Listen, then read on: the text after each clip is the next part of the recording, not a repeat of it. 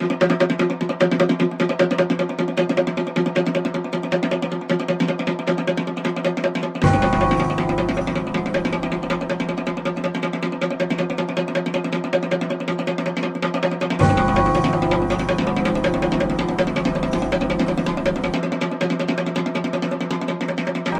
welcome to the Ascent of Mount Carmel YouTube channel. Today we're discussing the 8th chapter of the first book of Ascent of Mount Carmel written by St. John of the Cross. The theme of this chapter is that desires blind and darken the soul. He says that, in the same way that fog darkens the air and does not allow the bright sun to shine, the soul that is clouded by desires is darkened in the understanding and allows neither the sun of natural reason nor that of the supernatural wisdom of God to shine upon it and illumine it clearly. Desires blind us in the same way that a cloudy mirror can't give us a clear image, or how a muddy river doesn't offer us a reflection. Our desires, which can be at least a near occasion of sin, is evidenced in Scripture. My iniquities have overtaken me, and I was not able to see. St. John says, when the soul is darkened in the understanding, it is benumbed also in the will, and the memory becomes dull and disordered in its due operation. He adds, since the operation of the will and the memory depend on the understanding, it's clear that when the understanding is impeded, they will become disordered and troubled. So in a positive inverse of this, when we fast and purge ourselves of desires, we can expect to experience clearer thought. Most people who fast can attest to this. The understanding has no more ability to receive enlightenment from God than the night sky has an ability to be lit up by the sun. Desire blinds and darkens the soul because desire is blind. It involves no reason. It is an animal-like behavior involving no understanding. St. John says, whenever the soul is guided by its desire, it becomes blind. For it's like a person who can see being guided by one who is blind. So, as it were, both become blind. This is evidenced in Scripture. If the blind lead the blind, both will fall into a pit. A moth's eye are of much use to it because its desire for the light of a porch light dazzles it so much that it is drawn to that light and ends up getting burned. Even if we think we see, but what we see is distorted by our poor interpretation, it's just like being blind. Desire enkindles lust and dazzles and confuses the understanding, so that we can no longer see the light of God. The true light of God cannot be seen in this case because the soul is dazzled by worldly lights. The soul becomes confused and is prone to be more attracted to the bright neon lights of desire. When the soul meets the worldly light and is attracted by it, it is satisfied with it and is incapable of making any progress toward God. The subtler light of God is overlooked and ignored. The soul cannot make progress unless the dazzling power of desire is taken away. Being distracted by outward things isn't just a problem for the irreligious. This may even apply to some traditional Catholics. If we are satisfied that we have done everything we need to do just by going to Latin Mass and practicing certain devotions, we may still need a conversion of the heart. St. John writes, one must greatly lament the ignorance of certain men who burden themselves with extraordinary penances and with many other voluntary practices, and think that this practice or that will suffice to bring them to union with the divine wisdom. But such will not be the case if they don't endeavor to diligently mortify their desires.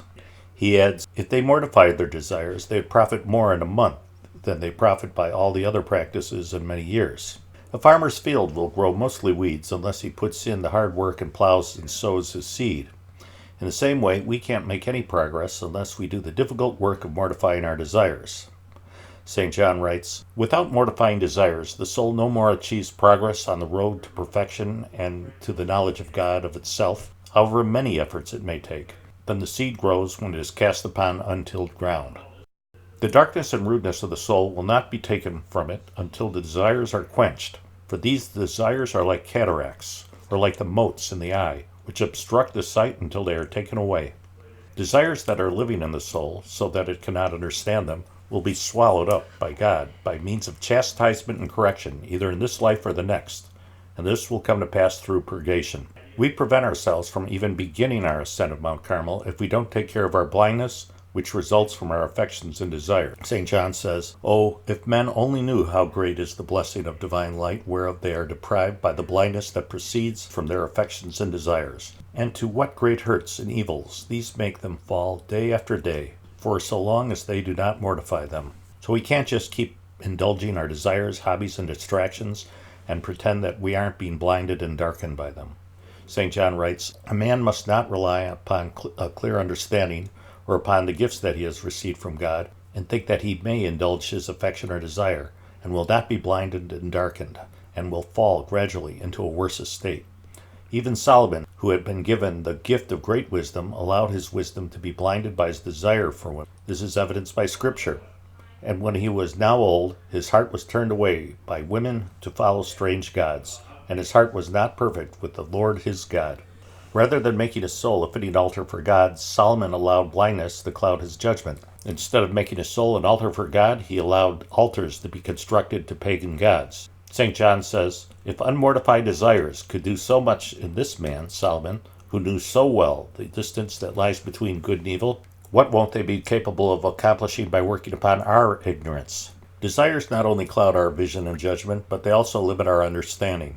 We perform mental gymnastics in an attempt to justify ourselves. For example, Scripture says, "Nineveh, that great city, in which there are more than 120,000 persons that know not how to distinguish between their right and left hands." Every time we hold evil to be good and good to be evil, we do so because of our blinded judgment, which comes from our desires taking control of us. We compound things by adding our own obstinacy to our natural darkness. There's a domino effect. Once our judgment is clouded, we will fall further into sin and then degradation without even noticing it. Regarding those who love to follow their desires, Scripture says, "We have groped for the wall, like the blind, we have groped as if we had no eyes. We have stumbled at noonday as in darkness." When we are blinded by desires, we can look right past what is true and good and see right through it. It is as if we are in darkness.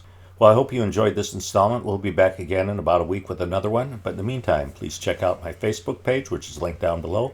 Every day I post additional content that you won't find on this YouTube channel.